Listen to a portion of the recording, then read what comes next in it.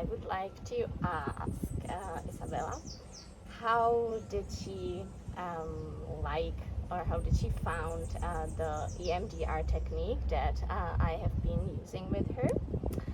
Yeah, I would be interested. How was your first impression? How did you like it? So yes, we started a few weeks ago, but I was not practicing back then because I think I was putting myself out of the comfort zone, and it was scary. But then, since our last session, it was better. I think I got more focused on improving myself in everything that we spoke. So I actually got the routine to do the exercises, and especially the tapping technique is something that I've learned about 12 years ago, and it really helped me get out of a very, very deep depression. And since I restarted it for the past 4 days that I'm doing straight every day, a different one, a different exercise, it's it's discomforting, but it's also very rewarding. And I feel like after that, during my day, I can work better in my mind. I can be more kind to myself, and I think I'm being more kind to others as well. And it's really helping me cope with daily routines. Amazing. So first, we started with EMDR in the session to work on what was the main topic you would say, like the Well, we start with the whole sports thing, but then we realize that there are some deep personal stuff. For me, it's about self love and liking the way I look and some things like that. So when I touched the very deep part, it was very uncomfortable, but it's helping me.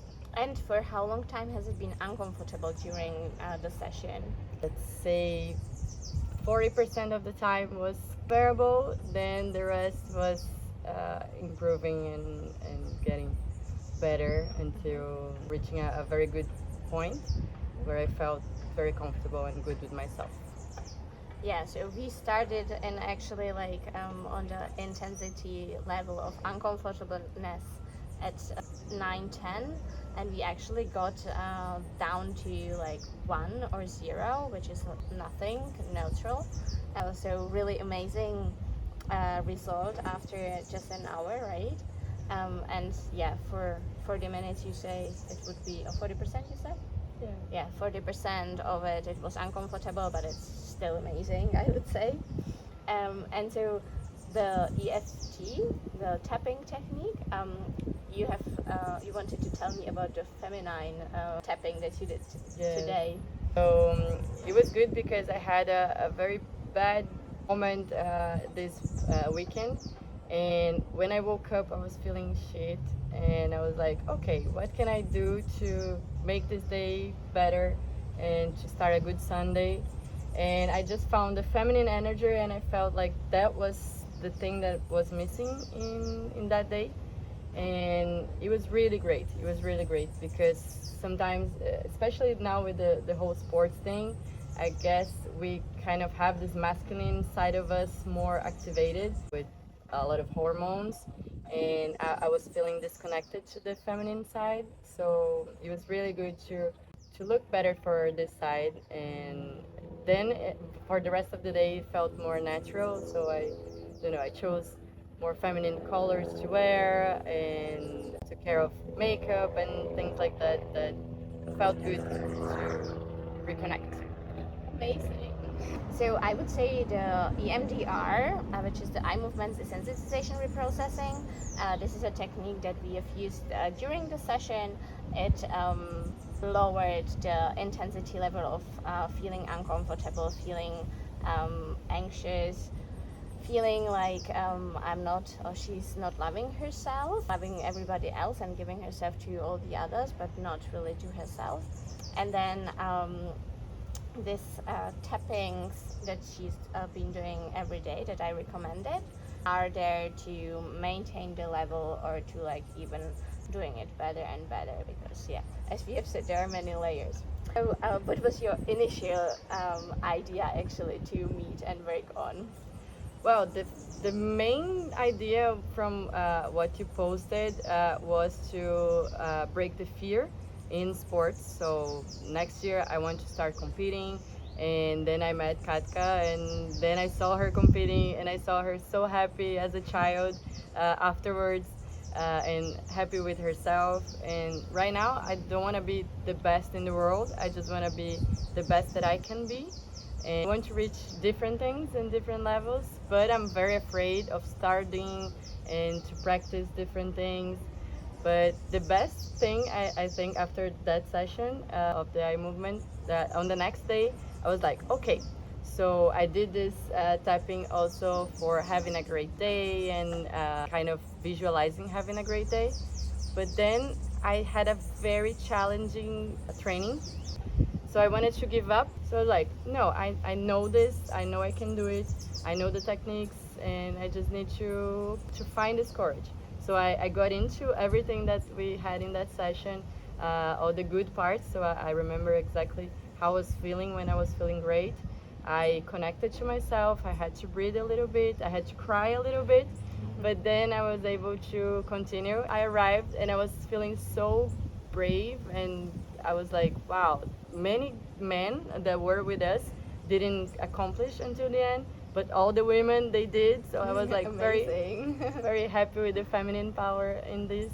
So yes, I think I can do better and better. Yeah, amazing. Yeah, because we have started actually with this topic of Isabella would like to start competing in kite surf strapless, probably doing waves, and there was like this fear to like learning all these new things, also like entering the competition, or even like, yeah, being there and really go for it, register and just try the competition.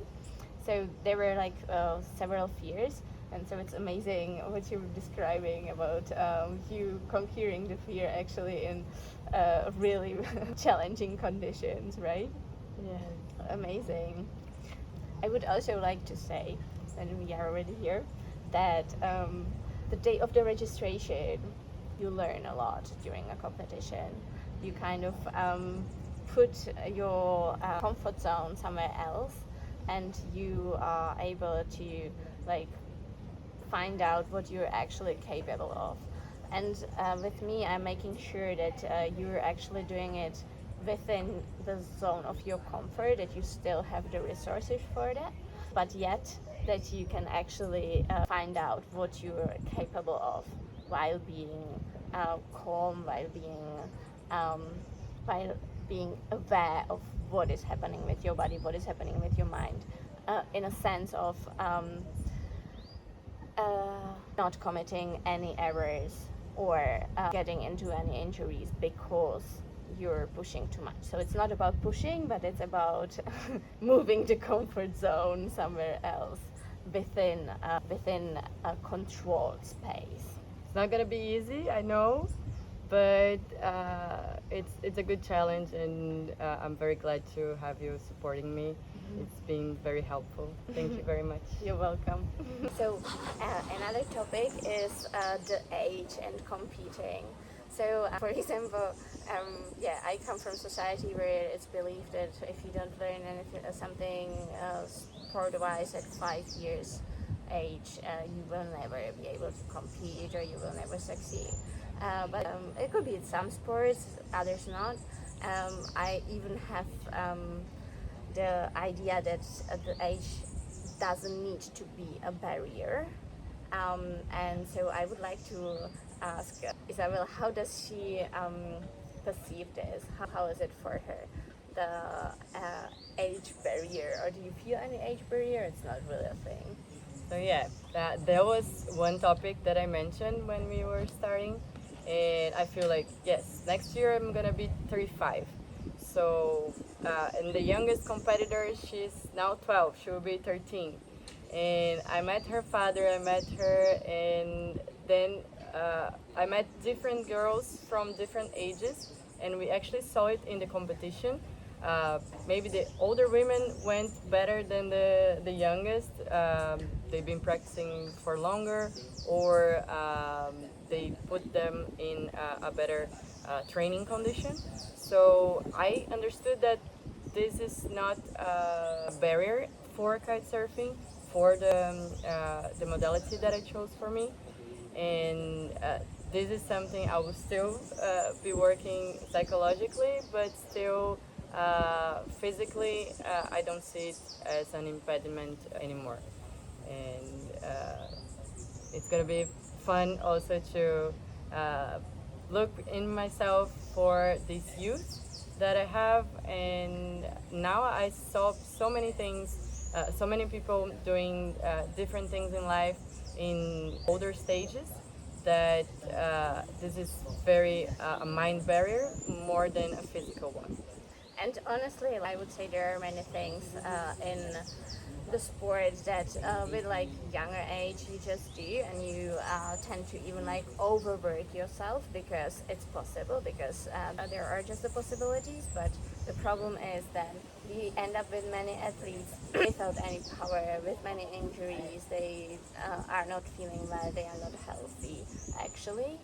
Um, so when you're actually older, you have the time and you have the possibilities to actually look up on all the important things.